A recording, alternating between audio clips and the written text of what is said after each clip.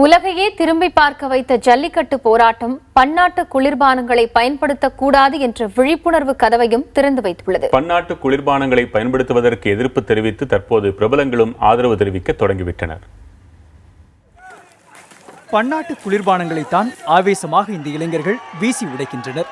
ஜல்லிக்கட்டு போராட்டம் ஏற்படுத்திய தாக்கத்தின் விளைவாக தமிழக மக்கள் பன்னாட்டு குளிர்பானங்களுக்கு எதிராக தற்பொழுது போர்க்கொடி உயர்த்தியுள்ளனர்.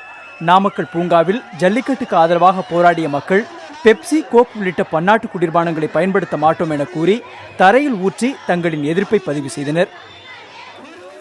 கோவை பந்தய சாலை பகுதியில் நடந்த போராட்டத்தில் பொதுமக்கள் கோக், பெப்சி உள்ளிட்ட பன்னாட்டு பானங்களை வீதியில் கொட்டி கோஷங்கள் எழுப்பினர். ஜல்லிக்கட்டுக்கு ஆதரவாக தமிழகம் முழுவதும் பரவிய போராட்டத்தில் பொதுமக்கள் பெப்சி, கோக் உள்ளிட்ட பன்னாட்டு குளிர்பானங்களை வீதியில் உடைத்து தங்களின் எதிர்ப்பை பதிவு செய்தனர். இதன் எதிரொலியாக தற்பொழுது பல்வேறு தரப்பு மக்களும் பன்னாட்டு பானங்களுக்கு எதிராக களமிறங்கியுள்ளனர்.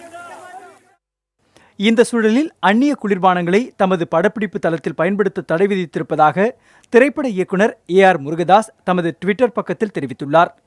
கத்தி படத்திற்கான பணிகளை தொடங்கிய போதே பன்னாட்டு குளிர்பானங்களை பருகுவதை நிறுத்திவிட்டதாகவும் அவர் குறிப்பிட்டுள்ளார்.